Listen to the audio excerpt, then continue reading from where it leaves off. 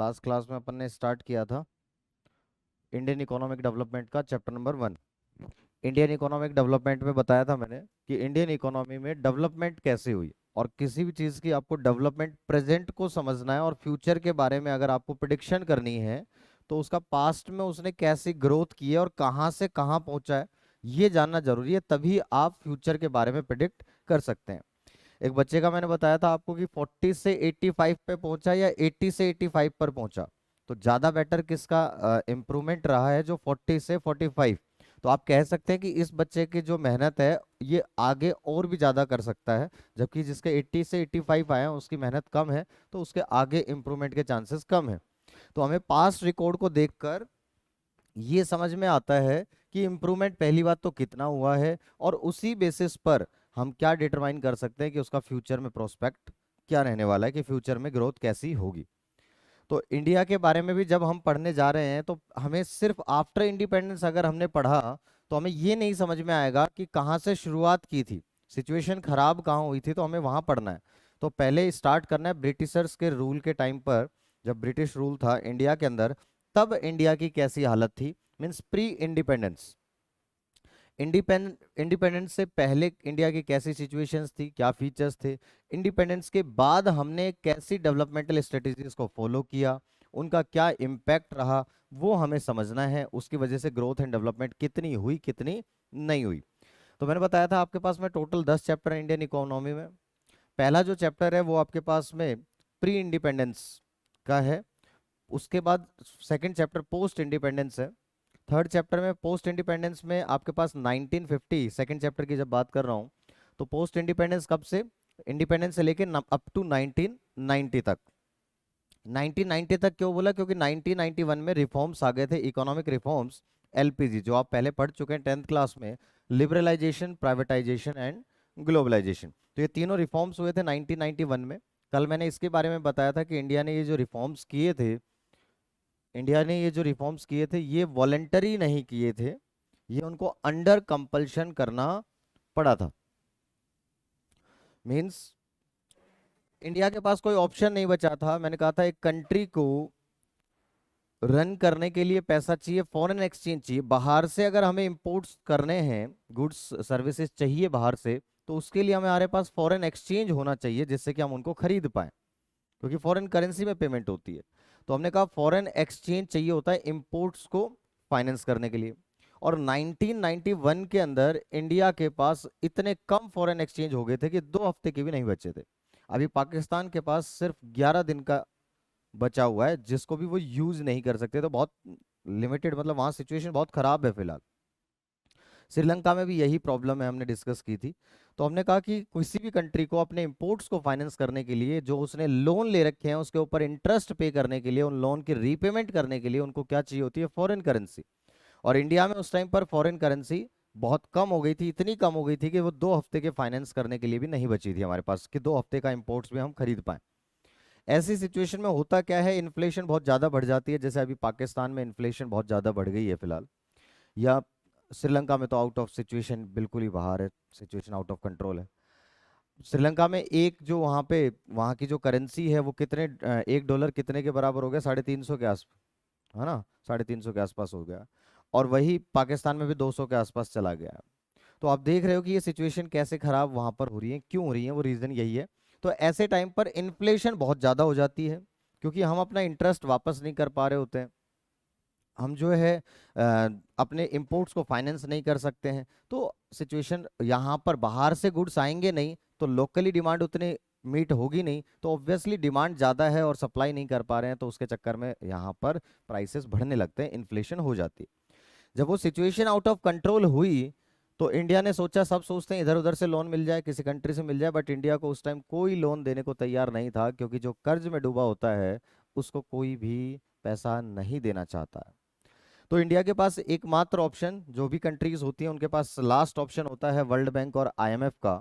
पाकिस्तान भी यही कर रहा है फिलहाल, आईएमएफ के पास उसने अपनी एक टीम भेजी हुई है। तो वहां से एक लास्ट रिजोर्ट होता है जिससे कि आपको फाइनेंस मिल सकता है। तो उन्होंने कहा, आईएमएफ और वर्ल्ड बैंक ने कहा कि हम आपको लोन तो दे देंगे, लेकिन लोन के बदले में आपको करना क्या पड़ेगा, आपकी अपनी इकोनॉमी के अंदर कुछ रिफॉर्म्स लाने पड़ेंगे, जिनको कहा लिबरलाइजेशन, प्राइवेटाइजेशन और ग्लोबलाइजेशन। तो हम अपनी मर्जी से नहीं लाए थे, यहाँ पे अंडर कंपल्शन हमें लाना पड़ा था। ठीक है, तो थर्ड चैप्टर में ये पढ़ेंगे, और चैप्टर नंबर 4 से लेके चैप्टर नंबर 9 तक बेसिक चैप्टर्स हैं टॉपिक वाइज, जैसे कि पॉवर्टी, चैप्टर नंबर 4 है पॉवर्टी। तो पॉवर्टी के बारे में बताएंगे, इंडिया में पॉवर्टी कैसी रही, डाटा कितना रिड्यूस हुआ, पॉवर्टी कितने टाइप की होती है, क्या कॉजेज रहे, हमने क्या क्या पॉवर्टी को एलिवेट करने के लिए, खत्म करने के लिए क्या क्या किया, कौन कौन से प्रोग्राम्स चलाए जिससे कि पॉवर्टी खत्म हो जाए। तो ये सारी चीजें उसके अंदर पढ़नी है। इसी तरीके से आपके पास एनर्जी आएगा, इंफ्रास्ट्रक्चर आएगा, एम्प्लॉयमेंट आएगा। तो इस तरीके के चैप्टर्स अपने को पढ़ने हैं, जो कि बहुत बेसिक चैप्टर्स हैं, नॉर्मल जो आप पहले ईवीएस टाइप्स में पढ़ते थे। अब उसके बाद लास्ट चैप्टर जो आएगा वो आएगा आपके पास में इंडिया का कंपैरिजन पड़ोसी देशों के साथ। इंसान को पड़ोसियों का ख्याल रखना चाहिए, और खासकर तो उनका जिनकी शुरुआत हमारे साथ हुई है, इंडिया, पाकिस्तान और चाइना। तो इंडिया और पाकिस्तान तो 1947 में आज़ाद हुए थे, जबकि चाइना जो है वो 1949 में। फिर हमने कहा लास्ट चैप्टर में हम कंपैरिजन क्यों कर रहे हैं पाकिस्तान के साथ और चाइना के साथ, क्योंकि उन्होंने उनकी जर्नी भी एक साथ ही स्टार्ट हुई थी। तो देखें तो सही कि पड़ोसी कहाँ पहुंच रहे हैं, और दूसरों को देखकर ही समझ में आता है कि हमने अच्छा किया या अच्छा नहीं किया, है ना। कंपैरिजन जब अपन करते हैं तो वही चीज़ कंपैरिजन करना है। कंपैरिजन वाला लास्ट चैप्टर आ गया, जिसमें मैंने आपको बताया था कि चाइना ने जो रिफॉर्म्स लगाए थे अपने यहाँ, वो वॉलेंटरी लगाए थे, अंडर कंपल्शन। इंडिया को तो अंडर कंपल्शन लगाने पड़े, मजबूरी थी कि लोन चाहिए तो लगाओ, अदरवाइज हम आपको लोन ही नहीं देंगे। तो इंडिया की तो मजबूरी थी, बट चाइना की ऐसी कोई मजबूरी नहीं थी। चाइना को लगा यार हमारी ग्रोथ रेट कम है, तो कुछ करना चाहिए जिससे कि ये ग्रोथ रेट बढ़ जाए। तो चाइना ने वहां पर वॉलेंटरी रिफॉर्म्स लगाए, 1978 के अंदर रिफॉर्म्स किए उन्होंने। और उन रिफॉर्म्स के बाद ही 1980 तक ऑलमोस्ट इंडिया, पाकिस्तान और चाइना एक ही सिचुएशन पे थे। तीनों का ग्रोथ रेट जीडीपी का सेम था, तीनों की पर कैपिटा इनकम सेम थी, लेकिन 1980 के बाद वहां पर उन्होंने वॉलेंटरी रिफॉर्म्स लगाए। उसके बाद आप सिचुएशन देख सकते हैं, चाइना कितना आगे निकल गया, इंडिया कहाँ है, और पाकिस्तान तो बहुत पीछे रह गया। तो कोई भी चीज जब इंसान वॉलेंटरी करता है, अंडर कंपल्शन कोई करता है, तो तुम्हें भी पता है, घर वाले कहते हैं बेटा बैठ पढ़, है ना, जबरदस्ती, तो कैसा पढ़ते हो तुम्हें भी पता है ना। किताब सामने खुली होती है, बीच में मोबाइल भी आ जाता है ना, वो एक अलग बात है। लेकिन वॉलेंटरी जब बच्चा किताब लेकर बैठता है तो उस टाइम उसकी एफिशिएंसी बहुत अच्छी होती है। तो वही चीज यहाँ पर भी है। आगे बात समझ में। तो ऐसा ही इंडिया और चाइना के साथ भी हुआ। पाकिस्तान ने भी रिफॉर्म्स लगाए थे 1988 में। ठीक है, तो ये सारी चीजें अपन पढ़ेंगे लास्ट चैप्टर में जाते जाते। तो ये 3-4 चैप्टर तो ऐसे हैं जो डाटा बेस्ड हैं, बेसिकली अपने को लगभग लगभग चीजें वैसे ही याद हो जाएंगी। और जो पॉवर्टी से लेकर और चैप्टर नंबर 9 तक है, वो लगभग प्योर थ्योरी है। उसके अंदर तो ऐसा है जैसे ईवीएस आप पढ़ रहे हो कुछ, है ना। तो वो बिल्कुल वो है। बाकी ये 3-4 चैप्टर फिर भी कुछ लॉजिकल हैं, जिसमें अपने को कहानी कुछ समझ में आएगी। फिर अपन ने पढ़ना स्टार्ट किया था, the primary objective of this book is Indian economic development is to familiarise you with the basic features of the Indian economy. ये बुक पढ़ाने का मतलब यही है कि आपको इंडियन इकोनॉमी के बारे में थोड़ा पता चल जाए। इंडिपेंडेंस से पहले कैसे थे, इंडिपेंडेंस के बाद हमने क्या क्या डेवलपमेंटल स्ट्रेटेजीज फॉलो करी, उनसे हमें फायदा हुआ, नुकसान हुआ, कहाँ पे बेटर है कि नहीं है। However it is equally important to know something about the country's economic past even as you learn about its present state and future aspect। तो अपन ने कहा ये जरूरी है आपके पास। आपने कहा था कि जब आप फ्यूचर के बारे में या प्रेजेंट के बारे में पढ़ रहे हो, तो फ्यूचर या प्रेजेंट आपको किसी का अच्छा तब समझ में आएगा जब आपको उसका पास्ट समझ में आए। ये किसी भी चीज से रिलेट कर सकते हो। इवन आप कोई सीरियल देखते हो, कोई सीरीज देखते हो, वेब सीरीज वगैरह कुछ भी देखते हो, तो उसमें पिछला पार्ट मत देखो और मिडिल से स्टार्ट करो, कहीं से बीच में। तो क्या बात समझ में आएगी कि नहीं आएगी? नहीं आएगी। तो अपने को क्या करना पड़ेगा, शुरुआत से देखनी पड़ेगी कहानी, स्टार्टिंग से देखनी पड़ेगी, कि तभी जाके समझ में आता है, नहीं तो बहुत कम समझ में आता है। ठीक है, और शुरुआत से देखते हैं तो इवन प्रेडिक्शन भी लगा लेते हैं कि एंड कहाँ तक होगा, है ना। तो वही सारी चीजें यहाँ पर भी है कि किसी के प्रेजेंट या फ्यूचर को समझना है तो पहले उसके पास्ट के बारे में नॉलेज होना जरूरी है, जिसको कहते हैं उसकी कुंडली पता होनी चाहिए ना। बिल्कुल। So let us first look at the state of India's economy. पहले अपन देखेंगे इंडिया का क्या स्टेट था prior to the country's independence, and form an idea of the various considerations that shaped India's post independence developmental state. भाई ये situation किस situation में से निकले हैं, तो वो सिचुएशन की वजह से ही तो हमें क्या क्या डेवलपमेंटल स्ट्रेटेजी फॉलो करनी पड़ी। उन सिचुएशन को देख के ही तो हमने डेवलपमेंटल स्ट्रेटेजी बनाई होगी। इंसान अपने सिचुएशन को देखकर ही तो स्ट्रेटेजी बनाता है कि उसको कैसे आगे चलाना है। तो वही चीज यहाँ पर भी हो रही, कंट्री भी ऐसे ही काम करती है।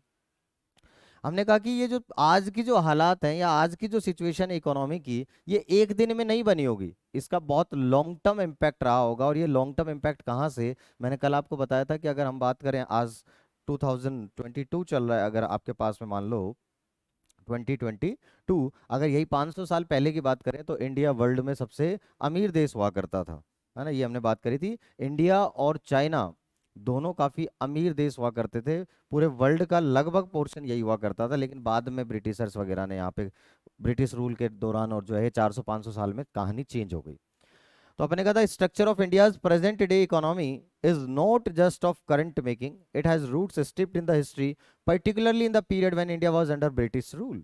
तो ब्रिटिशर्स ने यहाँ पे, और ब्रिटिश रूल तकरीबन ब्रिटिशर्स ने इंडिया में कितने साल तक रूल किया, 200 साल, ऑलमोस्ट 2 सेंचुरीज। तो ब्रिटिश रूल रहा इंडिया के अंदर for almost 2 centuries before India finally, और इंडिया आजाद कब हुआ ये तो सबको पता ही है, 15 अगस्त 1947 को। और अपन ने इसके बारे में बात करी थी कि 26 जनवरी 1950 को, क्योंकि हम रिपब्लिक डे बनाते हैं, तो 26 जनवरी 1950 को हमने क्या किया था, अपना कॉन्स्टिट्यूशन जो है वो लागू किया था, है ना। इसलिए हम उसको रिपब्लिक डे की तरह सेलिब्रेट करते हैं, ये इंडिपेंडेंस डे है। द सोल पर्पस, ये अपन ने बात करी थी, जो मेन पर्पस था ब्रिटिशर्स का यहाँ पर आने का, क्या वो इंडिया का डेवलपमेंट करना था? नहीं। वो आए क्यों थे, उनका मेन ऑब्जेक्टिव क्या था इंडिया में आने का? क्योंकि जिस टाइम वो इंडिया में आए उस टाइम ब्रिटेन में क्या चल रहा था, इंडस्ट्रियल रिवॉल्यूशन चल रहा था। मीन्स उनको अपनी इंडस्ट्री को एक्सपेंड करना था। और जब उनको अपनी इंडस्ट्री को एक्सपेंड करना था, तो इंडस्ट्री को एक्सपेंड करने के लिए दो चीजें चाहिए होती हैं, एक तो रॉ मटेरियल, सस्ता रॉ मटेरियल मिल जाए, बढ़िया रॉ मटेरियल मिल जाए, और दूसरा आउटपुट के लिए उसको मार्केट मिल जाए, डिमांड मिल जाए, लोगों को बेच सके। तो उन्होंने देखा कि इस काम के लिए तो इंडिया बिल्कुल परफेक्ट है, कि यहाँ पर डिमांड भी ज़्यादा है और यहाँ से रॉ मटेरियल सप्लाई भी हो सकता है, ये रॉ मटेरियल सप्लायर बन सकते हैं। रॉ मटेरियल सप्लाई कब करेगा कोई इंसान, उनको मजबूर कर दो कि तुम हमें ही बेचोगे। तो उन पर उन्होंने राज किया इंडिया पर, और उन्होंने यहाँ पर कोई और इंडस्ट्री को तो डेवलप ही नहीं होने दिया। और इंडस्ट्री का मतलब capital goods industry. Capital goods industry दो तरीके की इंडस्ट्री है, consumer goods and capital goods. तो अपन ने कहा कैपिटल गुड्स इंडस्ट्री वो इंडस्ट्री होती है जो मशीन्स प्रोड्यूस करती है, जिनसे कि हम दूसरे गुड्स का प्रोडक्शन क्या कर सकें, दूसरे गुड्स का प्रोडक्शन कर सकें। अब यहाँ पर उन्होंने कहा कि हम आपको कैपिटल गुड इंडस्ट्री लगाने नहीं देंगे। अब बताओ, आप कैपिटल गुड इंडस्ट्री नहीं लगेंगी तो क्या हम अपने रॉ मटेरियल्स को फिनिश गुड्स में कन्वर्ट कर पाएंगे? नहीं। और नहीं कर पाएंगे तो मजबूरी में क्या करना पड़ेगा, अपना रॉ मटेरियल किसको देना पड़ेगा, ब्रिटिशर्स को देना पड़ेगा सस्ते दाम पर। और वहां से फिर फिनिश गुड्स यहाँ पे तो बनते नहीं थे, तो बाहर से ही आते थे, तो वो डिमांड भी यहीं पे मैट हो जाती थी। तो इस पर्पस के लिए ब्रिटिशर्स ने इंडिया पर राज किया था, जिनसे उनके वहां पर जो इंडस्ट्रियल रिवॉल्यूशन चल रहा है उसमें उनको मदद मिल सके, हेल्प मिल सके। बात समझ में आ गई? तो हमने कहा था ब्रिटिश द सोल पर्पस, उनका एक ही पर्पस था इंडिया में आने का, कि इंडिया को रॉ मटेरियल सप्लायर में कन्वर्ट कर देना। The sole purpose of the British colonial rule in India was to reduce the country to being a raw material supplier for Great Britain's expanding, जो भी आपके पास में इंडस्ट्रियल रिवॉल्यूशन है उसका, our own rapidly expanding modern industrial base। क्या ये बात समझ में आ गई आपको कि उन्होंने ऐसा क्यों किया, उनका इंडिया में आने का पर्पस क्या था? क्योंकि वहां पर क्या चल रहा था, इंडस्ट्रियल रिवॉल्यूशन चल रहा था, उसके लिए उनको रॉ मटेरियल सप्लायर्स चाहिए था और फिनिश्ड मार्केट चाहिए था, फिनिश्ड आउटपुट का। And understanding of the exploitative nature of this relationship is essential for any assessment of the kind. तो ये तो देखो कि इंडिया ने कितना अत्याचार सहा है, एक्सप्लॉयटेशन कितना हुआ, तो उस चीज को ध्यान में रखते हुए सोचो कि इंडिया कितना पीछे चला गया था और फिर वहां से कितना आगे पहुंचा है। तो उस चीज को भी दिमाग में रखना पड़ेगा, तब जाकर हमें समझ में आएगा कि अच्छा डेवलपमेंट भी कुछ हुआ है या डेवलपमेंट नहीं हुआ। तो हमने कहा relationship is essential for any assessment of the kind and the level of development which the Indian economy has been able to attain over the last 6.5 decades.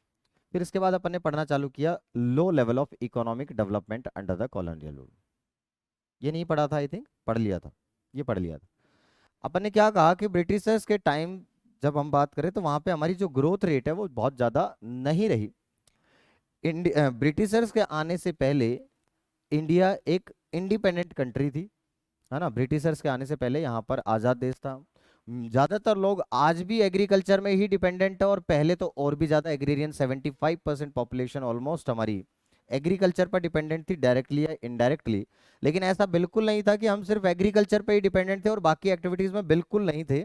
हम मैन्युफैक्चरिंग एक्टिविटीज में भी थे, और मैन्युफैक्चरिंग एक्टिविटीज में तो even अपनी handicraft industries के लिए वर्ल्ड फेमस थे। तो हमने कहा था यहाँ पर, India had an independent economy before the advent of the British rule, though agriculture was the main source of livelihood for most people, yet the country's economy was characterized by various kinds of manufacturing activities. ये अपने को पता था कि हम mainly agricultural economy थे, लेकिन फिर भी हम वर्ल्ड फेमस थे अपनी मैन्युफैक्चरिंग एक्टिविटीज को लेकर। और स्पेसिफिकली अगर अपन बात करें तो well known for its handicraft industries. Handicraft industries के लिए तो हम वर्ल्ड फेमस थे। in the fields of cotton and silk textiles, metal and precious stone works etc. ऐसा क्यों था, ये वर्ल्ड वाइड मार्केट क्यों था, हमारी वर्ल्ड फेमस क्यों थे इस चीज में? क्योंकि जो हम रॉ मटेरियल यूज करते थे वो बहुत अच्छी क्वालिटी का यूज करते थे। हमारे यहाँ पर जो क्राफ्टमैनशिप है वो बहुत बढ़िया है। तो हमने कहा world wide market based on the reputation of the fine quality of raw material used and the high standards of craftsmanship seen in all imports from India. ये दो रीजन थे कि जो रॉ मटेरियल की जो क्वालिटी जो हम use कर रहे थे वो परफेक्ट थे, and the high standards of craftsmanship. ठीक है, ये हमने बात करी थी यहाँ तक। फिर अपन ने बात करी आगे। फिर हमने कहा जो इकोनॉमिक पॉलिसी परस्यू करी ब्रिटिशर्स ने इंडिया में, उनका ऑब्जेक्टिव इंडिया का डेवलपमेंट नहीं था। उनका ऑब्जेक्टिव था अपनी होम कंट्री के इकोनॉमिक इंटरेस्ट को प्रोटेक्ट करना एंड प्रमोट करना। ये लाइन अपने पास बहुत काम आती है। The economic policies pursued by the colonial government in India were concerned more with the protection and promotion of the economic interest of their home country rather than with the development of the Indian economy। ठीक है, इसी policy की वजह से उन्होंने जितनी भी strategy यहाँ पे अपनाई, उनका जो मेन ऑब्जेक्टिव था वो इंडिया को कन्वर्ट करना था किस चीज में? रॉ मटेरियल में। तो इन पॉलिसीज की वजह से इंडिया कन्वर्ट हो गया, ट्रांसफॉर्मिंग इनटू रॉ मटेरियल, और कंज्यूमर बन गया फिनिश गुड्स का, and consumer of finish goods from Britain, and consumer of finished industrial products from Britain. Obviously the colonial government. फिर अपन ने एक बात और करी थी कल कि कभी भी ब्रिटिशर्स ने इंडिया की नेशनल इनकम या पर कैपिटा इनकम को एस्टिमेट करने के लिए कोई एफर्ट नहीं किया। उनको क्या मतलब था इंडिया से? उनको भी मतलब नहीं था, उनको तो बस अपना फायदा देखना था। इसलिए उन्होंने कभी भी इंडिया की नेशनल इनकम या पर कैपिटा इनकम को एस्टिमेट करने के लिए कोई एफर्ट्स नहीं करे। लेकिन कुछ इंडिविजुअल स्कॉलर्स थे, इकोनॉमिस्ट थे, लोग थे जिन्होंने ऐसा करने का ट्राई किया।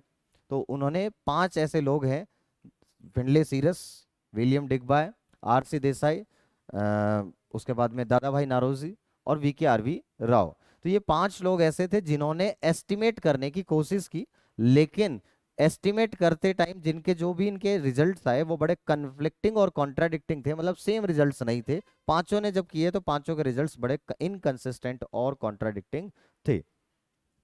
इनमें से जो सबसे ज्यादा ठीक था, सबसे ज्यादा सिग्निफिकेंट माना गया, वो किसका माना गया? वी.के.आर.वी. राव का। लेकिन एक बात सब में कॉमन थी, इनकंसिस्टेंट थे बट एक बात सब में कॉमन थी कि जो रियल आपके पास में जो ग्रोथ रेट है एग्रीगेट आउटपुट का वो 2% से कम था। ये आपके पास इसमें एक बात कॉमन थी। आइए देखते हैं। The colonial government never made any sincere attempts to estimate India's national and per capita income. Some individual attempts which were made to measure such incomes yielded conflicting। हमने कहा ना इंडिविजुअल अटेम्प्ट्स कुछ हुए जिसमें क्या हुआ, जिससे कि वो क्या रिजल्ट आए। इंडिविजुअल अटेम्प्ट्स किए which were made to measure such income yielded conflicting and inconsistent results। Britishers ने तो कभी सोचा ही नहीं इंडिया के बारे में, उनको तो क्या पड़ी थी। लेकिन कुछ इंडिविजुअल लोगों ने इसका किया, मेजर किया, लेकिन उनके रिजल्ट्स भी क्या आए? कन्फ्लिक्टिंग आए। अमंग द नोटेबल एस्टिमेटर्स कौन कौन थे? 5 लोग, इनके नाम पता होने चाहिए। Dadabhai Naoroji, William Digby, Findlay Shirras, V K R V. Rao and R C. Desai. ये 5 लोग थे। इन सब में से जो सबसे ज्यादा ठीक माना गया, सबके रिजल्ट कॉन्ट्राडिक्टिंग और इनकंसिस्टेंट थे, जो सबसे ज्यादा सिग्निफिकेंट माना गया वो राव के थे, मतलब वी.के.आर.वी. राव का was considered very significant. However, most studies did find that the country's growth of aggregate, लेकिन इनके अंदर सब में एक बात कॉमन थी कि जो कंट्री के जो aggregate real output during first half of 20th century का मतलब क्या हो गया 1900 to 1950 during the first half of the 20th century was less than 2%, 2% से भी कम थी।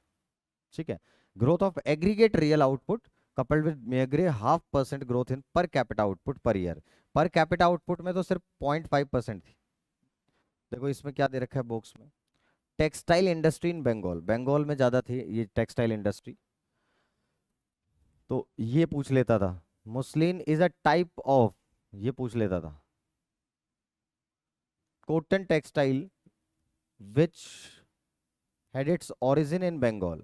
तो ये जो मुस्लिन है ये एक पर्टिकुलर टाइप ऑफ कॉटन है जिसके अंदर आप कहाँ से स्टार्ट हुआ, ये origin in Bengal, particularly places in and around Dhaka. आज पहले के टाइम की बात करें तो आपको पता है ना बांग्लादेश जो बना है वो वेस्ट बंगाल का ही पार्ट गया है, तो वहां पर भी वही चीज है आपके पास में।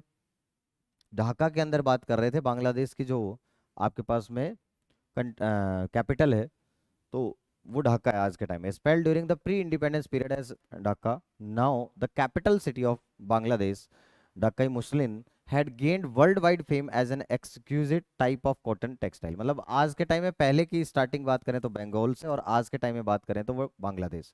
The finest variety of muslin was called मलमल। ये आपके पास पूछ लेता कई बार। अब ऐसी ऐसी चीजें पूछता था बच्चा, कहता कहाँ से पूछ रहा है, अरे एनसीईआरटी पढ़ लो कोई प्रॉब्लम नहीं है ना। जो फाइनेस्ट क्वालिटी है उसी को ही अपन मलमल कहते हैं। मलमल का नाम तो सुना भी होगा आपने कॉटन में, है ना। Sometimes foreign travelers also used to refer it as Malmal Shahi or Malmal Khas, implying that it was worn by fit for the royalty। तो इसी को मलमल को मलमल खास या मलमल शाही, क्योंकि इसको सिर्फ रॉयल लोग ही पहना करते थे फॉर द रॉयल्टी। ठीक है, तो इस तरीके से पढ़ा। एग्रीकल्चर, अब एग्रीकल्चर की बात आएगी तो पहले एग्रीकल्चर सेक्टर पढ़ते हैं फिर इसके बाद पढ़ेंगे। यहाँ तो कोई दिक्कत किसी को? सिर्फ इसमें करना कुछ नहीं है, इसमें सिर्फ रीड करना है, इसके अलावा और कुछ नहीं। टाइम टेकिंग प्रोसेस है, स्लोली स्लोली पढ़ते जाओ, एक दिन में एक पैरा, दूसरे दिन में दूसरा पैरा, बस एक एक पैरा पढ़ते जाओ, कोर्स कंप्लीट हो जाएगा। ठीक है, जितना ज़्यादा लेकिन इन्वॉल्व रहोगे, बोलोगे, है ना, सुनोगे, उतना ज़्यादा बेटर रहेगा। अदरवाइज इसके अंदर कुछ ऐसा नहीं है जो पढ़ा जाए, इसका मेन जो पर्पस है वो है कि आपको याद हो जाए। देखिए, India's economy under the British colonial rule remained fundamentally agrarian.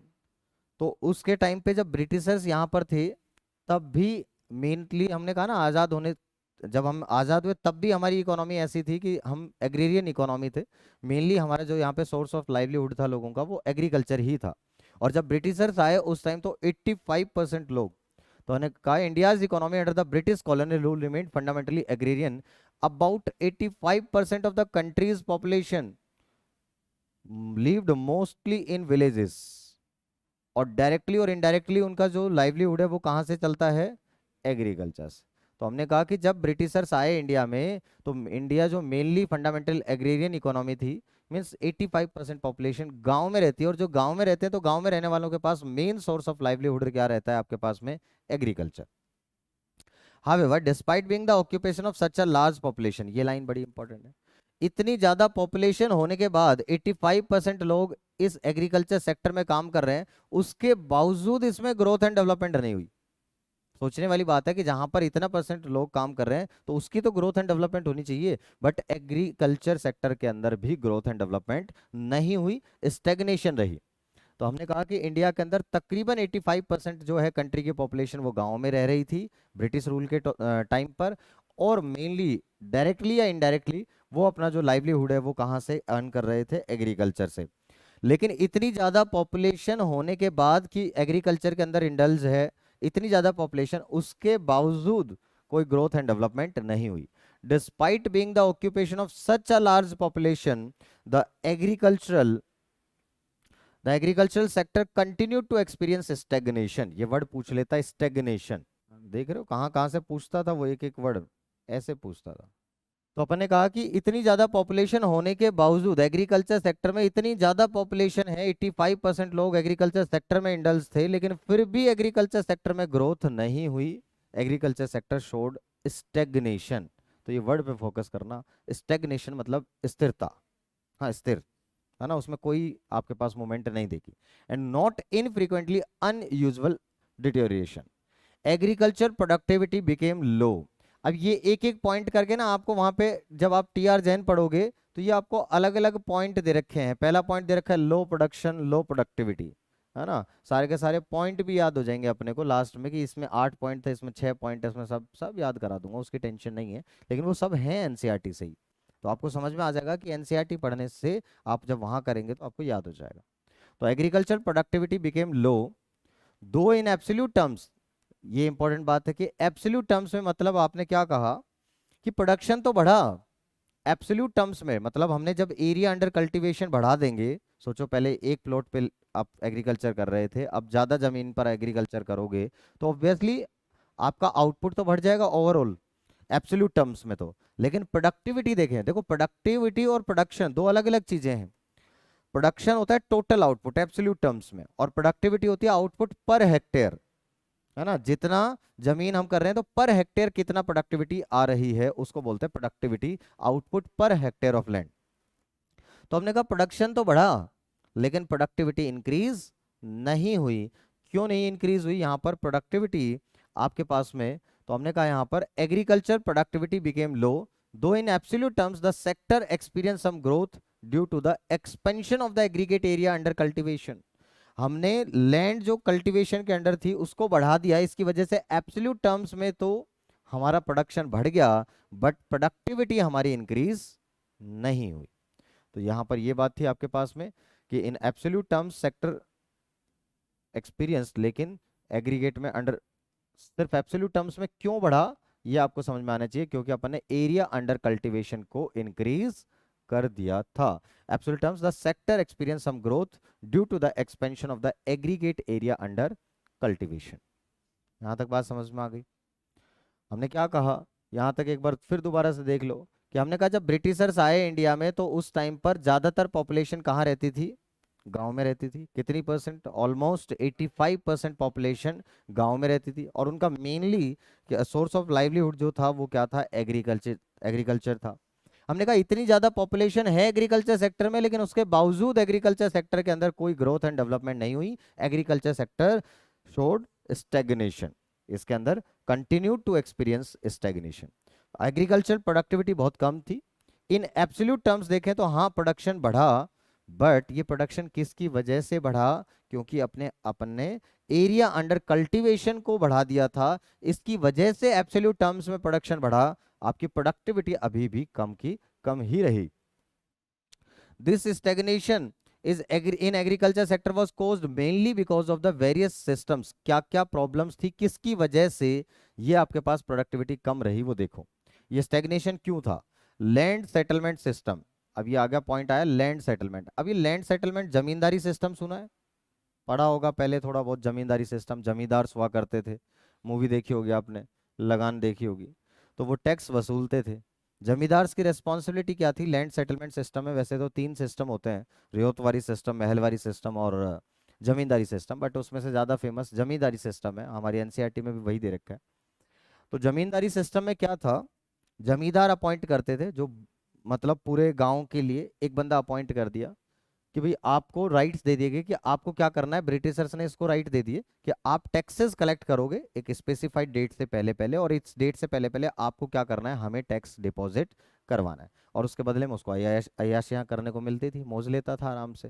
भाई करना नहीं है, सोचो ब्रिटिशर्स का चमचा बन के रहा ना, एक तरीके से वही हुआ। कहने का मतलब कि अगर आप स्पेसिफाइड डेट से पहले हमें टैक्स दे दोगे, अगर आप स्पेसिफाइड डेट से पहले टैक्स दे दोगे तो ठीक है। अगर आपने टैक्सेस नहीं दिए हमें, अगर आपने टैक्सेस नहीं दिए हमें ड्यू डेट तक, तो हम आपके जो राइट्स है ना, जो ये मौज ले रहे हो ना, हम आपको ये मौज लेने नहीं देंगे। बात समझ में आ गई? और अब तुम सोचो, तुम्हें कहा जाए कि सबको टॉर्चर करो, तुम्हें मतलब सबको टॉर्चर किया जा रहा है और तुम्हें प्रिविलेज दी जा रही है कि तुम बस इन लोगों से टैक्स कलेक्ट करके हमें टैक्स डिपॉजिट कर दो, और उसके बाद तुम भी मौज लो और हम भी मौज लो, कोई दिक्कत नहीं है। तो क्या करोगे तुम? लोगों को एक्सप्लॉइट करोगे? अगर उनकी इकोनॉमिक कंडीशन के बारे में सोचोगे, कोई तुमसे भीख मांग रहा है, दया की भीख मांग रहा है, लेकिन क्या तुम दया करोगे कि नहीं करोगे? तुम कहोगे भाई साहब तुम्हारे दया के चक्कर में मेरा बंटाधार हो जाएगा। सही बात है ना? कि मैं तुम्हारे चक्कर में मेरे को बेफालतू में परेशान होना पड़ेगा, तो नहीं सोचोगे, क्योंकि इंसान सेल्फिश है, अपने बारे में सोचता है, दूसरों के बारे में नहीं सोचता, है ना? तो उन्होंने भी यही सोचा कि हम तो मौज ले रहे हैं, कम से कम हम तो मौज लेते रहे।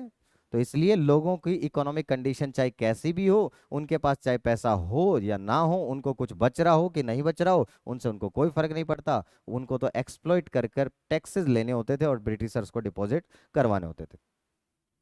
अब सोचो, ऐसे सिस्टम के अंदर मैक्सिमम जो पैसा था वो टैक्सेस में चला जाता था, है ना? पहले ही प्रोडक्टिविटी कम थी, तो मीन्स जितनी एरिया वो ग्रो कर रहे हैं उसके हिसाब से प्रोडक्शन तो हो नहीं रहा है, तो इनकम तो उनकी पहले ही कम हो रही है।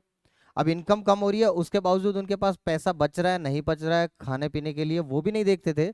और ये तो क्या करते थे, जबरदस्ती उनसे किसी भी तरीके से टैक्स लेकर ब्रिटिशर्स को डिपॉजिट करवाना होता था। क्यों? अगर इन्होंने टाइम से डिपॉजिट नहीं करवाया तो इनके राइट छिन जाएंगे, जब इनके राइट छिन जाएंगे तो इनको दिक्कत आ जाएगी। और ये बताओ, जो आपके पास में जो फार्मर्स थे, कल्टीवेटर थे, उनके पास तो इतना पैसा ही नहीं बचा कि वो सोच सकें कि कुछ ग्रोथ एंड डेवलपमेंट करें। सोचो आप, उनके पास पैसा बचा होता है, इंसान क्या सोचता है कि जब पैसा होता है तो ही तो ग्रोथ एंड डेवलपमेंट के बारे में सोचेगा। तो उनके पास तो इतना पैसा ही नहीं बचा कि वो ग्रोथ एंड डेवलपमेंट के बारे में सोच सके। और जो ये आपके पास जमींदार हुआ करते थे, इनको पड़ी क्या थी कि ये ग्रोथ एंड डेवलपमेंट करें? जब फ्री में पैसा मिल रहा है, जब मौज ले रहे हैं, तो मेहनत करने की क्या जरूरत है, सोचने की क्या जरूरत है? तो ये बिल्कुल नहीं सोचते थे, ये अपने अय्याशियों में लगे रहते थे। तो इसकी वजह से एग्रीकल्चर सेक्टर में कोई ग्रोथ एंड डेवलपमेंट नहीं हुई। दो रीजन थे कि भाई आपके पास एग्रीकल्चर जो फार्मर्स थे, उनके पास इतना पैसा नहीं बचता था कि वो ग्रोथ एंड डेवलपमेंट के बारे में कुछ सोच सकें। और जो जमींदार थे, उन्होंने कभी स्टेप्स लिए ही नहीं। जो ब्रिटिश गवर्नमेंट थी, उन्होंने कभी स्टेप्स लिए ही नहीं, क्योंकि उनको इंडिया के बारे में कुछ उनको इंडिया की ग्रोथ एंड डेवलपमेंट से कोई लेना देना था ही नहीं। क्लियर है? तो ये सारी चीजें थी। तो लैंड सेटलमेंट सिस्टम जब भी आता है तो उसमें दिमाग में क्या आना चाहिए? जमींदारी सिस्टम। जमींदारी सिस्टम। क्लियर है? ये भी आएगा जमींदारी सिस्टम के बारे में। ये सारी बातें आपको जो मैंने बताई हैं, ये सब किताब में लिखी हुई। तो हमने क्या कहा? Land settlement that were introduced by the colonial government. ये इंट्रोड्यूस भी किसने किया था? जमींदारी सिस्टम। लगाया भी किसने? ब्रिटिशर्स ने लगाया था, particularly under the zamindari system. आ गया ना?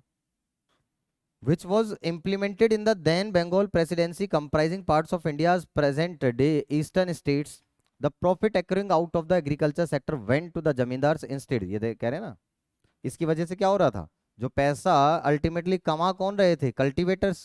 और वो कल्टीवेटर्स को तो नहीं मिल रहा था, वो प्रॉफिट किसके पास चला जाता था? जमींदार्स के पास, ब्रिटिश गवर्नमेंट के पास। However, a considerable number of zamindars and not just the colonial government did nothing to improve। बताओ, जमींदार्स और कॉलोनियल गवर्नमेंट ने कुछ किया क्या इंडिया के इनके एग्रीकल्चर सेक्टर के ग्रोथ एंड डेवलपमेंट के लिए? नहीं। इसी वजह से ये जो स्टैग्नेशन थी ना, वो इसी वजह से, इतनी ज़्यादा पॉपुलेशन थी एग्रीकल्चर सेक्टर के अंदर, लेकिन उसके बावजूद एग्रीकल्चर सेक्टर शोड या कंटिन्यू टू एक्सपीरियंस स्टैग्नेशन। वो उसका रीज़न ये था क्योंकि उन्होंने लैंड सेटलमेंट सिस्टम बना दिया, और जिसमें जमींदार को क्या कहा गया, भाई आपको तो एक स्पेसिफाइड डेट से पहले टैक्सेस डिपॉजिट करवाने हैं, नहीं करवाओगे तो आपके राइट्स छीन लिए जाएंगे। ठीक है? ये सारी चीजें ये आपके पास। द मेन इंटरेस्ट, बताओ जमींदार का मेन इंटरेस्ट क्या था? अपने राइट्स को बचाना। भाई टैक्स कलेक्ट करके और ब्रिटिशर्स को ड्यू डेट से पहले दे दो, स्पेसिफाइड डेट से पहले दे दो, अदरवाइज हम पर, है ना, आफत बनेगी। तो interest of the zamindar was only to collect. उनका मेन पर्पस क्या था? Only to collect rent regardless of the economic condition of the cultivator. उनको कोई फर्क नहीं पड़ता था सामने वाले को, उनको पता है इनके बारे में हमने सोचा तो हमारे बारे में वो नहीं सोचेंगे। बात समझ में आ गई? तो अपन ने कहा interest of the zamindars was only to collect rent regardless of the economic condition of the cultivators. This caused immense misery and social tension among the latter। लगान मूवी देखिए ना, इसी से तो होता है। वो जब ज्यादा टॉर्चर करते हैं, फिर उस केस के अंदर वो विद्रोह पैदा हो जाता है कि अच्छा ये ज्यादा हो रहा है और अब हमारे पास में कुछ खाने पीने को बच नहीं रहा, फिर भी हम टैक्सेस दे, इतना ज्यादा टैक्स ले रहे हैं। ठीक है? To a very great extent the terms of the revenue settlement. अब ऐसे बिहेवियर के पीछे कि भाई जमींदार ऐसा था, कैसे निर्दयी व्यक्ति कैसे बन गया? सोचने वाली बात है ना, ये तो इंसान, लेकिन ऐसा निर्दयी व्यक्ति कैसे बना कि वो बिल्कुल उनकी इकोनॉमिक कंडीशंस के बारे में सोच ही नहीं रहा है। तो वो कब होता है, जब इंसान की खुद की जान पर बनती है तो फिर वो दूसरों के बारे में नहीं सोचता। तो उसको यही कहा गया था कि इसके पीछे जो मेन रीजन थे वो क्या थे, terms of the revenue settlement. जो ये आपका सेटलमेंट सिस्टम था उसकी जो टर्म्स थी वही ऐसी थी जिसकी वजह से इस जमींदार को भी ऐसा करना पड़ रहा था। Were also responsible for the zamindars adopting such an attitude. Dates for depositing dates for depositing specified were fixed and failing which the zamindars was to lose their rights. बताओ, तो ये मेन बात थी, ये मेन टर्म्स थी जिसकी वजह से जमींदार भी सामने वाले की इकोनॉमिक कंडीशन को इग्नोर करता था, उससे उसको कोई फर्क नहीं पड़ता था। उसका तो मेन पर्पस था भाई टैक्स, मेरे को तो किसी भी हाल में टैक्स डिपॉजिट कराना पड़ेगा, अगर नहीं टैक्स डिपॉजिट कराऊंगा तो मेरे राइट्स चले जाएंगे, और मेरे राइट्स चले गए तो फिर बात गड़बड़ हो जाएगी। इंसान अपने को आपको सेफ प्ले करता है।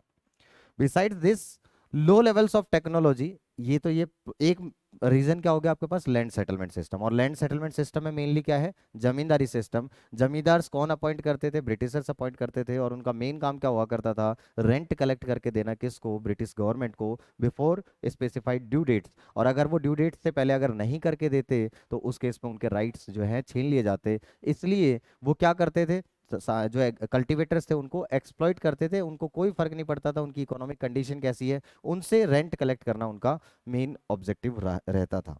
ठीक है, तो जो मेन पैसा जो एग्रीकल्चर जो कल्टीवेटर्स है उनका जो प्रॉफिट है मेनली जमींदार और ब्रिटिश गवर्नमेंट के पास चला गया। तो इनके पास तो इतना पैसा बचा ही नहीं कि ये सोच सके कुछ एग्रीकल्चर सेक्टर के ग्रोथ एंड डेवलपमेंट के लिए, और कॉलोनियल गवर्नमेंट और जमींदार ने कभी सोचा ही नहीं। तो इसकी वजह से जो एग्रीकल्चर सेक्टर है उसमें क्या रहा, स्टेग्नेशन रहा। क्लियर यहां तक। फिर अपन ने कहा besides this low level of technology, इसके अलावा क्या क्या पॉइंट है भाई, टेक्नोलॉजी का जो लेवल था वो बहुत कम था, अभी भी इतना नहीं था लेकिन अब धीरे धीरे फिर भी बढ़ रहा है, बट अभी भी उतना लेवल ऑफ टेक्नोलॉजी नहीं है जो जितना अपडेटेड टेक्नोलॉजी बाहर यूज की जा रही है एग्रीकल्चर में भी। लैक ऑफ इरिगेशन फैसिलिटीज, हमें मेनली किस पर डिपेंडेंट रहना पड़ता है, मॉनसून पर, बारिश पर। अच्छी रेन होगी तो अच्छा आउटपुट होगा, अगर रेनफॉल शॉर्ट होगी तो आउटपुट भी शॉर्ट हो जाएगा। तो हमें मेनली मॉनसून पर डिपेंडेंट रहना पड़ रहा है, that is high degree of uncertainty. Agriculture sector में हाई डिग्री ऑफ अनसर्टेनिटी होती है, बारिश अच्छी हुई तो अच्छा आउटपुट होगा, बारिश अच्छी नहीं हुई तो अच्छा आउटपुट नहीं होगा। हमारे पास बहुत अच्छे इरिगेशन फैसिलिटीज नहीं है। And negligible use of fertiliser, fertiliser का यूज पहले तो बिल्कुल ही नहीं था, तो आपके पास में कह रहे हैं नेग्लिजिबल यूज ऑफ फर्टिलाइजर। ठीक है, इन सब की वजह से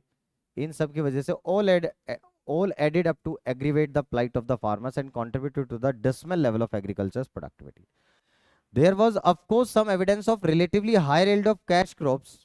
ये आपने पढ़ा है 10th क्लास में हिस्ट्री में, कैश क्रॉप्स इंडिगो ओपियम, पढ़ा है ना इंडिगो ओपियम, कि यहाँ पे वो इंडिगो ओपियम ज्यादा ग्रो करवाते थे ब्रिटिशर्स, क्योंकि उनको अपने यहाँ जो टेक्सटाइल इंडस्ट्री थी उसमें डाई करने के लिए उनको इंडिगो ओपियम चाहिए होते थे यहाँ से ना, तो वो अपनी इंडस्ट्री के लिए जो उनको रिक्वायर्ड होते थे, तो यहाँ पे वो लोगों को फोर्स करते थे कि आप फूड क्रॉप्स ग्रो करने के बजाय आप कैश क्रॉप्स ग्रो करो। और इसमें भी लोगों का नुकसान था, क्योंकि एक तो पैसा कम देंगे, एक ऊपर से जो वो पैसा आएगा भी तो उसको वो मार्केट में खर्च कर देंगे फूड ग्रेन्स खरीदने के लिए, भाई उनको भी तो खाने पीने के लिए चाहिए, तो जो पैसा आएगा उसको भी वो खर्च कर देंगे, तो अल्टीमेटली उनका भी कोई फायदा नहीं हो रहा था। तो इस पॉइंट को हम कह सकते हैं कि जबरदस्ती आपसे ये करवाया गया कि मार्केट के लिए, कमर्शियलाइजेशन का मतलब क्या होता है कि पहले आप सेल्फ प्रोडक्शन के लिए, आप जनरली होता है कि इंडिया के अंदर आज भी हम क्या करते हैं सेल्फ प्रोडक्शन के लिए, मार्केट के लिए जब तक प्रोडक्शन नहीं होगा तब तक ग्रोथ नहीं होगी।